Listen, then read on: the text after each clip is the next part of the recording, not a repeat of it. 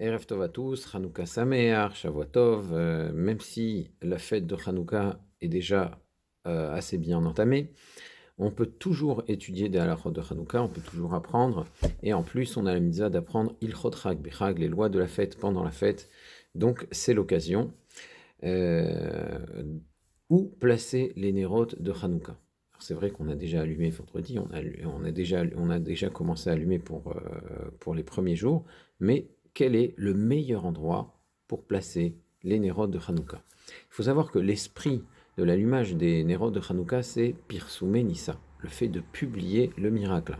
À l'époque de la Mishnah et de la Gemara, on place les nérotes de Hanouka à la porte. On dit même que celui qui aurait deux portes donnant sur le domaine public, il devrait allumer deux Hanoukiot parce que si on voit que sa porte, si on voit qu'une porte n'a pas les nérotes de Hanouka, on peut soupçonner son propriétaire de ne pas faire la mitzvah.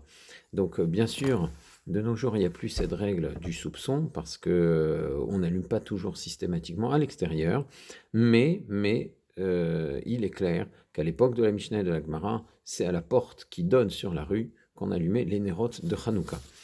Avec l'exil, avec les pérégrinations et le fait que le Ham Israël et les communautés se soient retrouvés souvent dans des environnements plus ou moins hostiles, l'habitude a commencé à se répandre de ne plus allumer à la porte de la maison, mais plutôt à l'intérieur, sur la table, à l'intérieur de la maison, en tout cas de façon à ce que ce soit plus discret.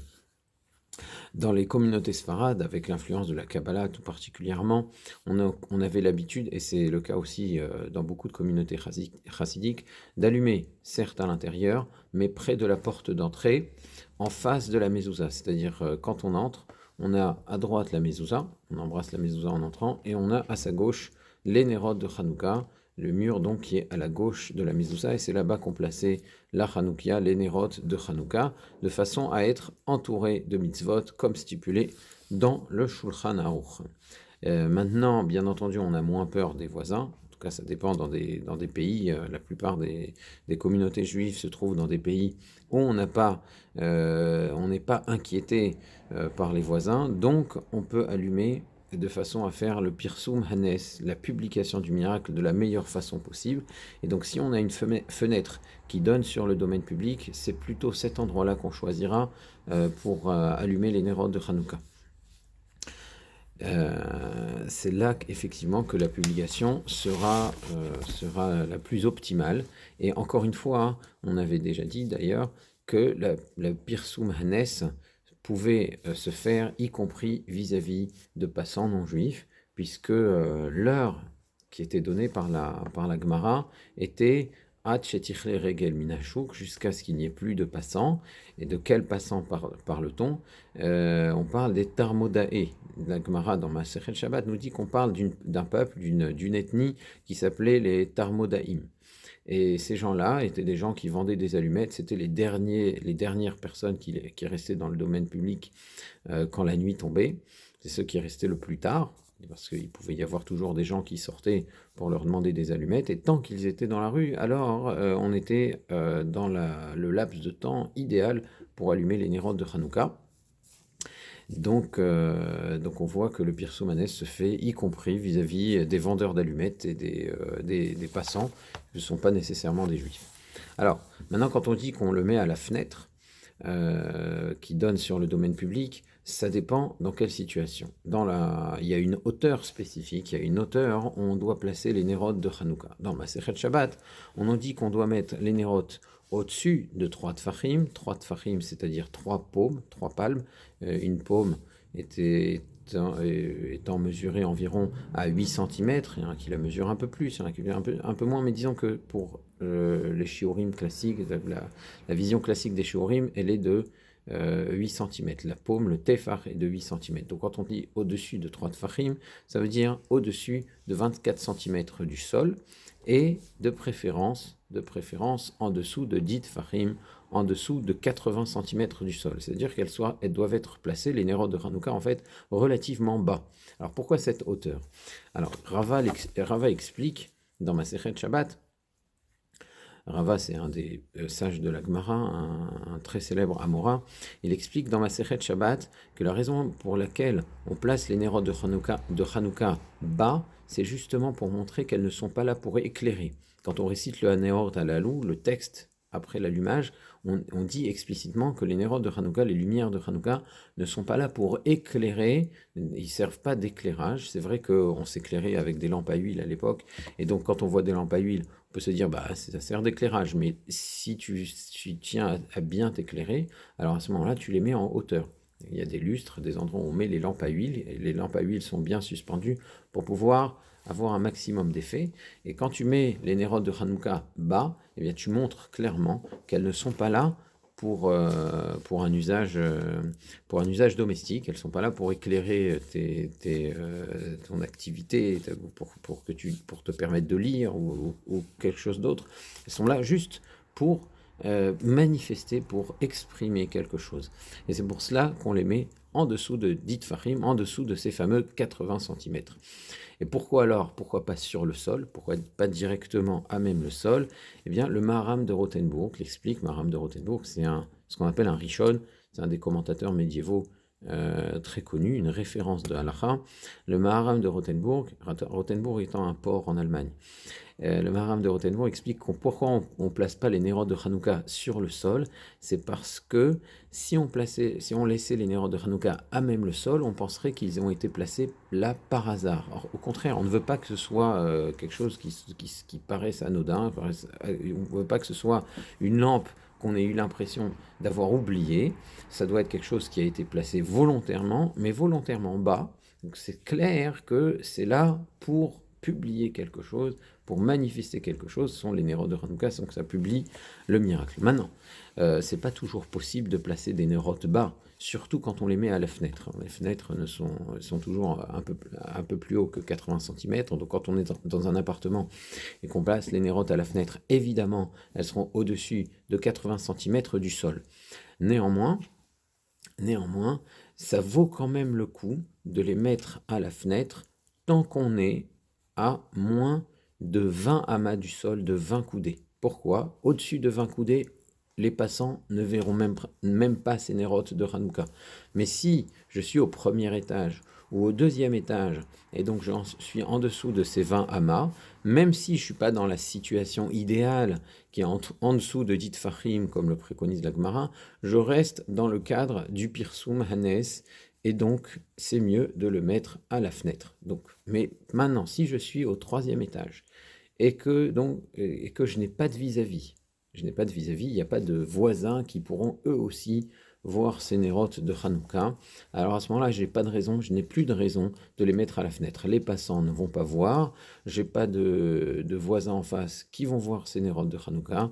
Dans ce cas-là, mieux vaut les allumer à l'intérieur de la maison et derrière la porte, à gauche de la porte, à gauche de la porte quand on rentre dans la maison, donc à droite de la porte quand on est à l'intérieur, de façon à avoir la mezouza d'un côté et les nérotes de Hanouka de l'autre, et suivre en cela le Shulchan Aruch. Mais si on est à moins de 10 mètres, qu'on est au premier étage, au deuxième étage, ou même plus haut, mais qu'on a des voisins d'en face, on a un vis-à-vis, et il y a des gens qui vont assister à ce Pirsum Hanes, à ce moment-là, c'est mieux de mettre les nérotes de Hanouka à la fenêtre. Est-ce que toutes les Hanoukiyot, toutes les structures où on met avec les 8 emplacements pour mettre les bougies sont valables? Il faut savoir que c'est rappelé dans l'Alcha, dans le Rama, dans le Shulchan Aruch, que les nérotes doivent être placés en ligne droite. S'il y a un décalage, c'est placé en rond ou de façon irrégulière, et qu'il y a une chance que les bougies puissent fondre l'une sur l'autre ou s'entremêler, à ce moment-là, ça ne ressemble plus à des nérotes clairement séparées, à des bougies clairement séparées. Ça peut faire penser à ce qu'on appelle une medoura, à une cheminée. On voit des flammes qui pourraient presque se réunir, des flammes en rond, des flammes en quinconce, je ne sais pas, dans toutes sortes de formes. À ce moment-là, les nérotes de Hanouka n'ont plus l'air d'exprimer un chiffre, de montrer que voilà, on est le 3e, le 4e jour, mais c'est une medoura, et à ce moment-là, ce n'est pas valable. D'ailleurs, on m'a montré des nérotes de Hanouka fabriquer une Hanoukia faite en imprimante 3D avec un dinosaure avec des, qui portait des supports pour pouvoir mettre des bougies dessus. Bon, ben, le dinosaure, il est pas droit. Et donc, les nérodes de Hanouka ne sont pas bien alignés. Et bien là, ça pose un problème. Ça pose un problème et c'est pas vraiment caché. Alors, de quelle façon allumer? Dans quel ordre? Évidemment, on a déjà commencé. On allume selon le minhag le plus répandu. C'est celui du Shulchan Aruch, c'est celui qui est rappelé dans le Shulchan Aruch. C'est vrai qu'il y a d'autres façons de faire dans les décisionnaires. Vous avez l'opinion du Tour et Zahav, du Rav David Halevi Segal, qui est un des commentateurs un des commentateurs de référence du Shulchan Aruch. Vous avez l'opinion du Gaon de Vilna, qui est suivi aussi par certains de nos jours, mais la façon la plus répandue, c'est celle qui est adoptée aussi bien chez les Sfaradim, chez les Ashkenazim, les Chassidim. On place en premier, le premier soir, le Ner Hanouka à sa droite. À sa droite, c'est le plus à droite, on a la Hanoukia en face de soi. L'emplacement qui est le plus à droite, c'est l'endroit où on doit placer la première bougie ou le premier godet qui contiendra l'huile de la flamme du premier soir. Il doit être à droite. Et c'est celui qu'on va allumer, évidemment. Le deuxième soir, on va rajouter une nouvelle bougie à gauche de la première. À gauche de la première, et on allumera celle qu'on aura ajoutée en premier, et on ira vers la droite. Le troisième soir, c'était Motsai Shabbat cette année, 5781, on en rajoutera une à gauche des deux premières, et on allumera vers la droite, et ainsi de suite, de façon à ce que l'allumage se fasse toujours vers la droite. Alors pourquoi on fait de cette façon-là? Quelle est la logique? Qu'est-ce qui a poussé le Shulchan Aruch et la majorité des poskim à adopter cette façon de faire, à encourager en tout cas cette façon de faire? Eh bien, c'est une règle qui concerne le service au Beth Amikdash, le service au temple de Yerushalayim. Les Kohanim, quand ils apportaient les sacrifices au Beth Amikdash et qu'ils devaient monter sur la rampe et qu'ils devaient parcourir quand ils devaient faire un certain parcours pour faire leur service, quand ils avaient plusieurs façons de faire ce même parcours, eh bien, ils devaient choisir la droite. Par exemple, le Kohen qui doit monter pour asperger le sang d'un sacrifice qu'on appelle Khatat, il doit asperger ce sang-là sur les 4 coins du Misbéar, sur les 4 coins de l'autel sur lequel était brûlé le sacrifice. Donc il doit prendre le sang de la bête qui vient d'être égorgée, qui a été apporté par celui qui a fauté. Et donc il prend le récipient qui contient le sang, il monte la rampe du misber, il monte la rampe de l'autel. Quand il arrive en haut de l'autel, il pouvait aller vers la gauche, il pouvait aller vers la droite, il aurait fait les 4 coins de toute façon. Eh bien, on lui demande à ce Kohen de d'abord se tourner vers la droite, donc c'est le premier coin qu'il va rencontrer à sa droite, c'est là-bas qu'il va asperger le sang de la bête, et ensuite il va pouvoir continuer son parcours. Kol pniot, chez Atapone, lo yihiyu, et là, les tzad yemin. À chaque fois que tu te tournes, tu dois le faire vers la droite.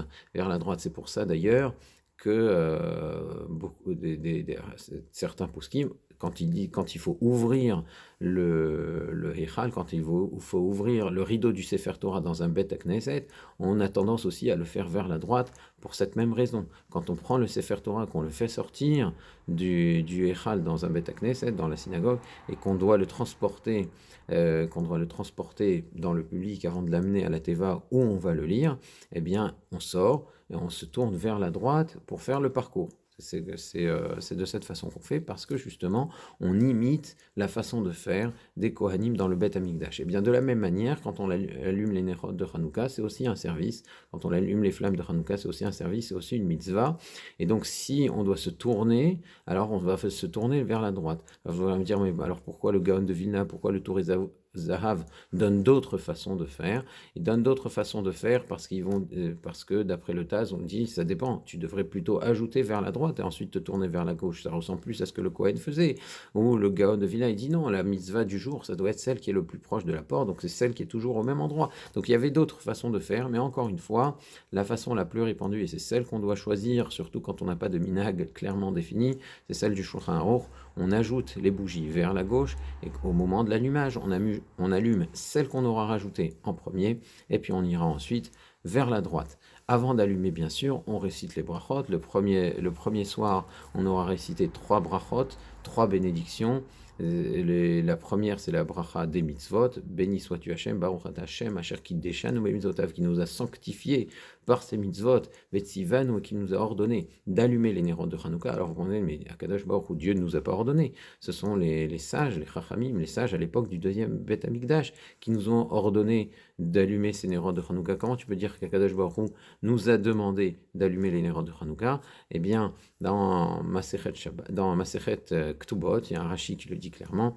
Il dit, on dit à Asher Kiddeshanu bemitzvotav qu'Akadosh Baruch Hu nous a sanctifiés par ses mitzvot et nous a ordonné, même si ce sont des commandements, des mitzvot, midera banan. Pourquoi? Parce que dans la Torah, on nous dit que quand on a un doute, on va demander au Chachamim et on doit faire verasita kechol asher yirucha, tu feras comme tout ce qu'il te commande, comme tout ce qu'il t'ordonne. Donc respecter les institutions et les mitzvot des Chachamim, c'est une mitzvah d'Hachem, c'est une mitzvah d'Akadosh Baruch Hu, c'est une mitzvah de la Torah. C'est pour ça qu'on peut dire, même pour une mitzvah des Rabbanan, qui est l'allumage des nérodes de Hanouka, béni sois-tu Hachem, qui nous a ordonné d'allumer les nérodes. Pourquoi? Parce qu'il nous a ordonné d'écouter les Chachamim, qui eux nous ont dit d'allumer les nérodes de Hanouka, ou les nérodes de Shabbat, ou les autres mitzvot, des Rabbanan. Ensuite, on rajoute Baruch ata Hachem, béni sois-tu Hachem, Elokeinu melech haolam, She'asa nissim la'avotenu bayamim haem bazeman hazeh, qui a fait des miracles pour nos pères, bayamim haem, en ces temps-là, bazeman hazeh, à cette époque-là de l'année précise, donc en ces temps, c'est-à-dire à l'époque du deuxième Beth Amikdash, donc une époque bien reculée,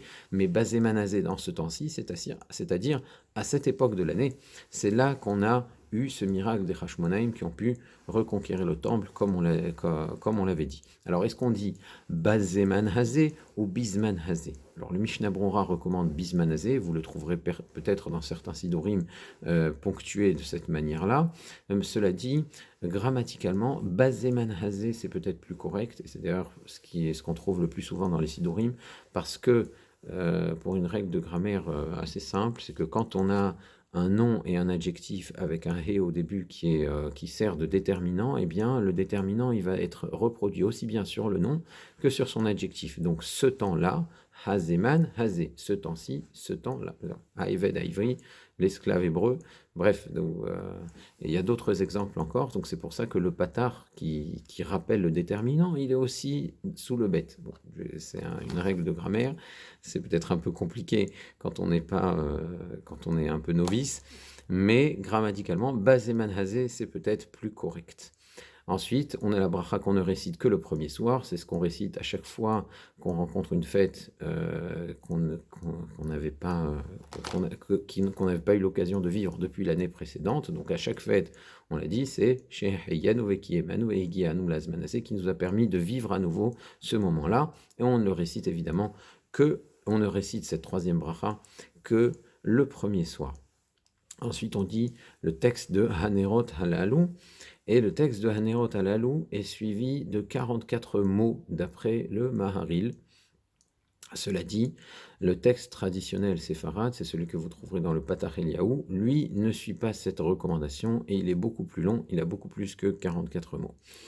On y a bien entendu en plus de cela la mention de l'anissim dans les tfilotes, mais avant de vous parler de ça, j'aimerais juste revenir sur la notion de Sheras Anissim, la Avotenu, qui a fait des miracles à nos pères. Est-ce qu'une personne qui est convertie, elle peut dire cette bracha de Baruch ata Hashem Elokeinu melech haolam, béni sois-tu Hashem, notre maître roi du monde, qui a fait des miracles à nos pères? Bien. C'est quelqu'un qui est converti, biologiquement, il ne descend pas des Hashmonaïm, il ne descend pas des Judéens qui ont vécu le Nes de Hanouka. Est-ce qu'il peut dire qu'il a fait des miracles à nos pères? Alors d'après le Kitzur Shulchan Aruch, d'après le Rav Shlomo Gansfried, effectivement un converti ne pourrait pas dire cette bracha avec le texte classique, et il devrait dire Baruch ata Hashem, béni sois-tu Hashem, qui a fait des miracles au Ham Israël, She'asa Nissim le Israël, Bayamim Haem Bazman Hazeh. Cela dit, la halacha est plus communément comme le Rambam Maïmonide, qui lui dit que même un converti peut dire She'asa Nissim la Avotenu, qui a fait des miracles à nos pères. Pourquoi? Parce que spirituellement, on descend des Judéens. Si quelqu'un adopte les coutumes et adopte le mode de vie et l'idéal juif, on peut dire que spirituellement, il descend d'Abraham, donc lui aussi fait partie du peuple d'Israël. On peut dire que ses pères spirituels, qui étaient les juifs à l'époque des Hashmonaïm, ont vécu des miracles, donc il peut dire la bracha comme le veut le texte classique, et c'est ça la halacha la plus répandue. Encore une fois, les jours de Hanouka sont des jours où on remercie Akadosh Baruch Hu. Alors de quelle façon on le remercie? Avec la mention du Halanissim dans la Tfila, donc dans la bracha de Modim, la bracha on reconnaît l'avant dernière bracha, celle de la Hamida, du Shmone Esrei, c'est la bracha de Modim, celle où on se prosterne, et c'est là-bas qu'on va ajouter le texte de Halanissim. Et on va le rajouter aussi dans le Birkat Hamazon, aussi dans Oda'a, dans la deuxième bracha du Birkat Hamazon, la deuxième bénédiction du Birkat Hamazon, là on reconnaît, c'est là qu'on va rajouter le Halanissim. Alors, si on a oublié ce fameux Halanissim, eh bien, tant qu'on est dans la bénédiction, on peut se reprendre et le dire. Si maintenant on est arrivé à Baruch Ata Hashem, Baruch Ata, et on a dit Adnout, on a dit le nom d'Hashem, eh bien, on ne peut plus se reprendre. C'est fini, on doit terminer la bracha, Baruch Ata Hashem, Atov Shimcha Ulchan Elehodot pour la Hamida, ou Baruch Ata Hashem, Al Haaretz Val Amazon, dans le Birkat Hamazon, donc on a dans la bracha d'Oda, dès qu'on a dit le nom d'Hashem, on ne peut plus reprendre la bracha pour mentionner le Halanissim. Voilà pourquoi. Alors pourquoi on ne reprend pas? Après tout, il y a des textes qui, si on les oublie, obligent à recommencer. Par exemple, un Melech HaKadosh, etc. Certaines mentions des Chagim, il y a les Viavo pour Rosh Chodesh. Pourquoi ça serait différent le Halanissim? Eh bien, en fait, tout ce qui est une fête des Rabbanan, nous disent les poskim, les décisionnaires, c'est rapporté dans le Mishnah Brura, tout ce qui est fête des Rabbanan n'oblige pas à recommencer. Ça veut dire, quand on mentionne quelque chose pour Hanouka ou pour Purim, qui sont des fêtes qui ne sont pas mentionnées dans la Torah, qui ont été instituées par les Chachamim beaucoup plus tard, eh bien si on les a oubliées, on n'oblige pas à recommencer la bracha. Les Chachamim, même s'ils ont institué ces fêtes-là, ils n'ont pas obligé à recommencer la bracha pour les mentions qu'on aurait oubliées. Cela dit, le Rama, il dit au nom du Kolbo, il rapporte au nom du Kolbo, qu'il y a quand même une possibilité de réparer cela, si on a oublié le texte, c'est de le mentionner dans le Birkat Hamazon, dans les Harachaman, c'est-à-dire une fois qu'on a terminé les 4 bénédictions du Birkat Hamazon, on dit toutes sortes de tfilotes qui commencent par Harachaman. Eh bien, on rajouterait un Harachaman supplémentaire pour Hanouka, on dit Harachaman, le miséricordieux, Yarasé Nissim, qui nous fasse des miracles, Kemo Sharasal Avotenu, Bayamim Mahem Bazmanazé, comme il a fait à nos pères, Bayamim Mahem, en ces temps-là, dans cette époque-là, Bazmanazé, à cette période-ci de l'année, et on rajouterait Bimé Matatia Ben Yohanan Kohen Gadol, toute l'histoire de Hanouka qui est citée dans le Halanissim, et on pourrait le dire aussi à la fin de la Hamida, enfin, pour tous les 8 jours de Hanouka, Bezrat Hashem, on dit le Hallel entier. Et dire le Hallel entier, ça signifie quelque chose, surtout pour le Minhag Sefarad, c'est qu'on pourrait dire la bracha même si on est seul, alors que dans le Minhag Sefarad, on ne dit la bracha qu'en Tzibour, en Chutz Laaretz en tout cas, et on dit, et le texte de la bracha changerait. Si chez les Ashkenazim, on dit Likro et Hallel, que le Hallel soit entier ou que le Hallel soit abrégé, pour les jours de Hanouka, pour le Minhag Sefarad, la bracha, elle va changer. Si tu dis le Hallel entier comme pour les jours de Hanouka, eh bien tu dis Ligmoret Hallel, comme pour tous les jours de Sukkot, premier jour de Pessah.